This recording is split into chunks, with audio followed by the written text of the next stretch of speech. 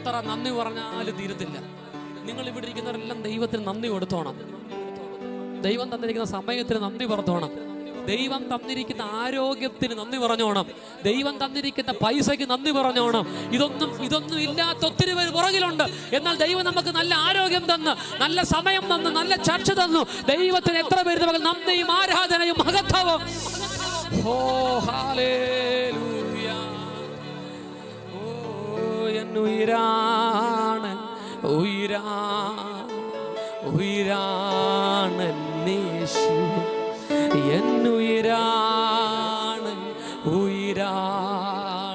ഉയിരാണ് യേശു. എന്നുയിരാണ് യേശു. എന്നുയിരോട് കലർന്ന്